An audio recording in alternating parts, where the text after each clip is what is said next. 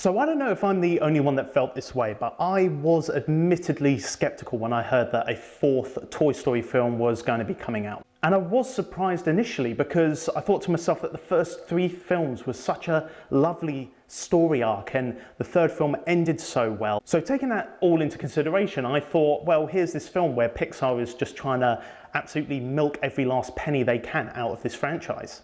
And I feel so bad for being so cynical about it because I was very, very wrong.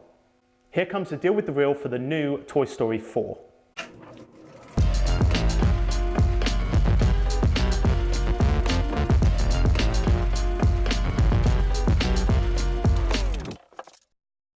Hey Reelers, Rob Harris here again on Rusty Reels, bringing you another film review, and today I'm talking about Pixar's Toy Story 4. Now they say this is the last film of the franchise, and having watched the film I actually really do believe that. Now this film landed a few weeks ago and it is definitely the most thought-provoking of the entire series. The toy story here is that when Bonnie goes to kindergarten for the first time, she ends up creating a new toy out of a spork called Forky. Why not Sporky? I don't know, they went with Forky. Now, Forky becomes the most important toy to Bonnie, and as a result, Woody takes it upon himself to make sure that nothing bad happens to him. Now, this is especially funny because Forky believes himself to be trash because he was made from items from the trash bin. So he's determined to throw himself away or escape or do something to be reunited with trash because he feels comfortable there. Now, while on a trip, Forky actually manages to escape and Woody goes on the road to find him and bring him back to Bonnie and the rest of the toys.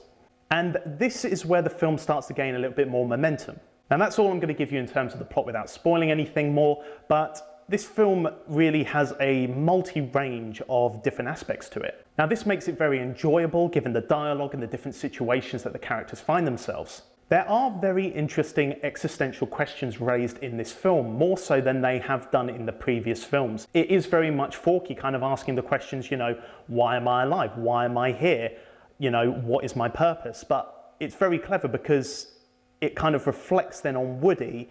He's trying to answer these questions for Forky and he realizes I can't answer those for you, but then he starts to reflect on those questions himself. So this film is very good at where in previous films it's kind of been there, but it's been more about the child and being a toy for the child and their belonging to that child. But now they're starting to ask the question, no, what is my purpose? Why am I here? What is my meaning for being? So more positives about this film. The beginning of the film very much sets the stage for the tone of the film in terms of these existential questions and very much a Woody story in relation to the other characters. This film does feature Woody I'd say he is far more of a character that they really try to focus in on. So not only in the 5 minutes are they setting the tone of the film, they are also showing off the graphics and the improvements that these have made since the last film came out in 2010, whenever. So since the last 9-10 years, since the last film, they are now really showing off the improvements in the animation. And what is also good about this film is that you don't necessarily have to remember the other three films very well, or maybe even at all. This works very well as a standalone film. Like the story arc surrounding Andy and that kind of background is separate to this. They reference it and you can kind of feel like, oh, they've got a backstory with another child, but you don't necessarily have to have watched the other films, and that's what's also clever about this fourth film. So other clever aspects of this film, it does have a very haunted house of horrors kind of feeling because the majority of the film revolves around a location in an antique shop. So there are toy characters that are quite creepy, other characters and moments that are quite eerie. So this does come across very well in the film in an aspect that we haven't seen before. I think it's taking on from the third film when you had Big Baby, and that was a little bit eerie and creepy, so they've definitely improved on that and brought that aspect through more in this film. And I think what Pixar have done very well in this film is they're improving on their villains. The previous three films kind of had these people that are bad, they had like a backstory and everything else, and then they were just bad and mean. But what I like about this particular film is the villain, Gabby, is actually, you actually understand her. She kind of has a backstory and you kind of think to yourself, she's doing the things she's doing for somewhat good or not necessarily right reasons. She's going about it the wrong way, but what she wants to do is actually a good thing. So it's a very interesting villain, and actually one you end up sympathizing and empathizing with.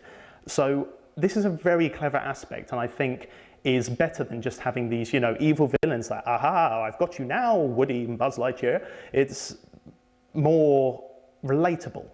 And now, as a result of this empathy that you feel for even the villains, you realize that the emotion that this film tries to bring out of the audience is very poignant. It is very emotional. There are sort of situations that you very much do empathize with, not only just for the toys, but in relation to Bonnie's character.